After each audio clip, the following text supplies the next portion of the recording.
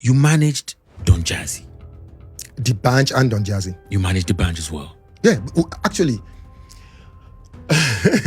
Okay, so the whole thing with the Banj and Don Jazzy was not incidental, but it was kind of like, because I knew Jazzy first. I knew Michael, that's his name, Michael.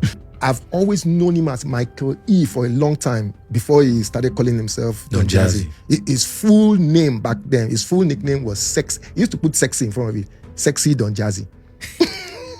How did you discover them? Okay, yeah. So I didn't discover them. Okay. JJC introduced Don Jazzy as his producer. And the funny thing was, the Banj was there as well, but he wasn't part of the group then. He was in the crowd.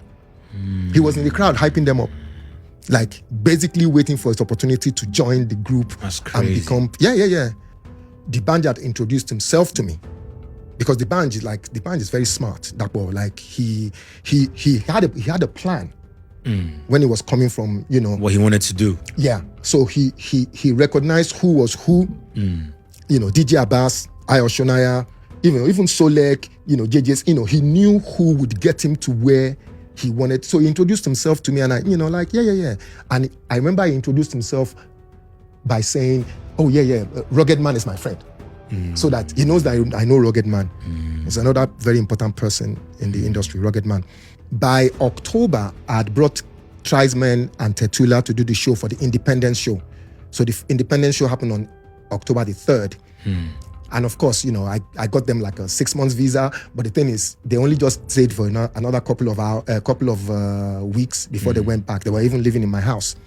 So I said, okay, you know what? Let me take you guys to JJC's studio. And let's see if we can mash up, do something.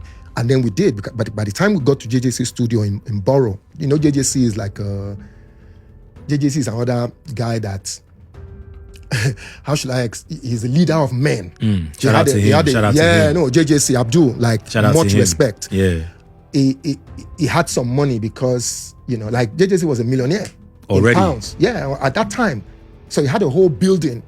He had a whole building with studio, office downstairs, studio, living quarters, anyway. So they played me the song and I pulled LD aside. I'm like, who produced? Me, I'm a lawyer. I'm thinking splits, who produced and everything.